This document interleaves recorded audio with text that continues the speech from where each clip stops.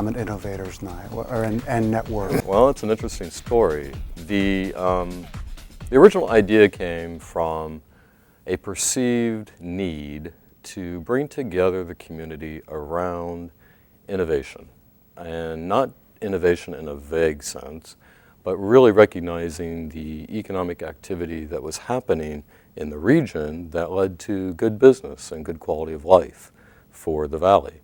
At the time that wind started up, there was not a tangible force in the region that was helping coalesce those efforts. So wind came about as a means to help nurture that.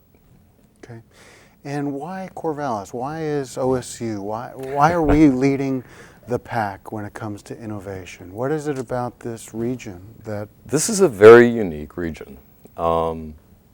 Statistics say that we have the largest concentration of PhDs per capita.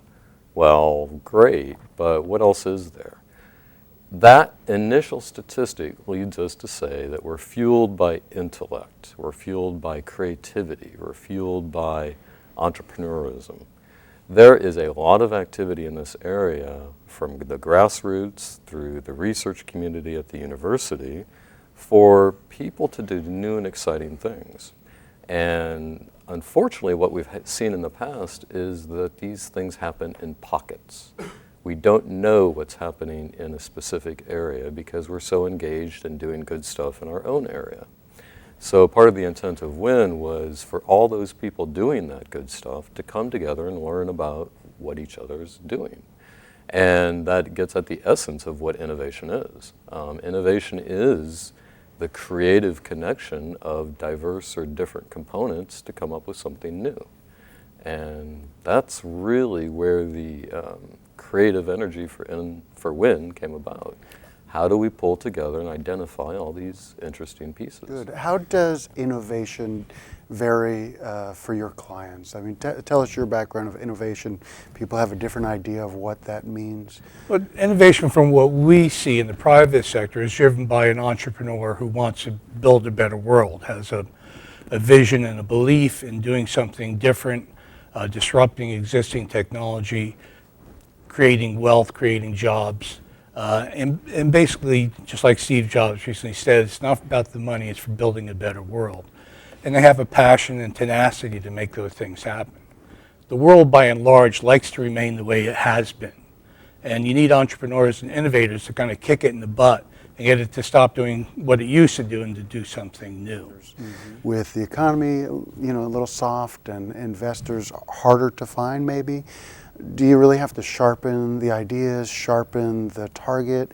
How do you help the people, your clients, really get their ideas to market and get the funding to get it off the ground? Yeah, it's much more difficult now. Right now, Groupon would like to do an IPO, and they're having trouble doing it, and timing is important. So a lot of the companies have pulled their horns in. But if you look at Tesla, they got launched a couple of years ago and have done quite well. So it varies. But right now, the bootstrapping is still the way to go.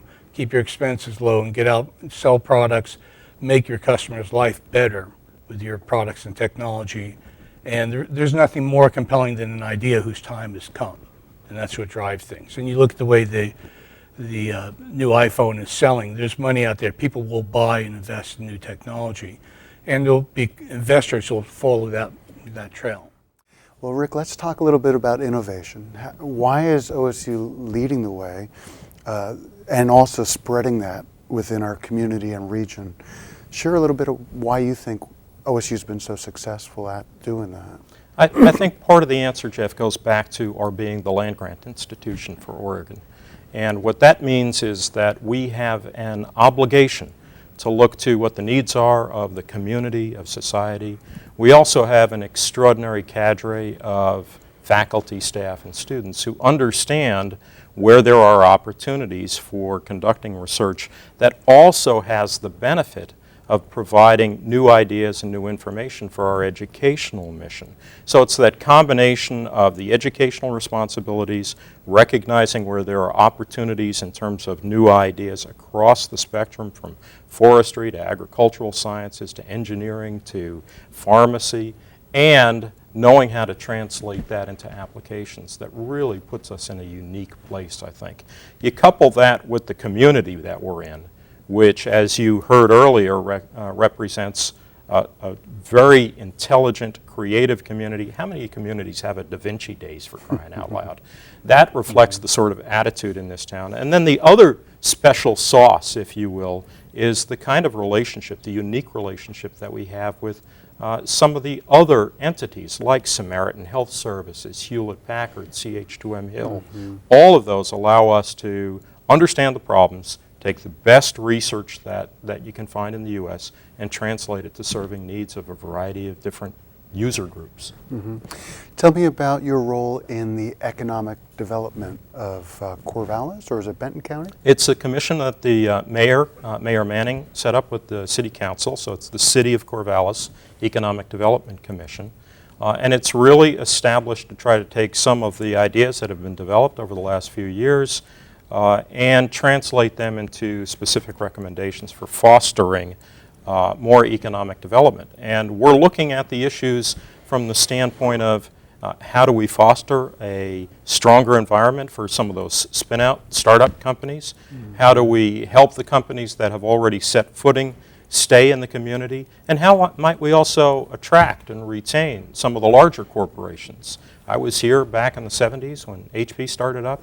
We recruited, retained HP, and it's been extraordinarily beneficial for the city. What do we need to do now? So we're developing some recommendations as to how to recruit, retain all sizes, all diversities of economic interests.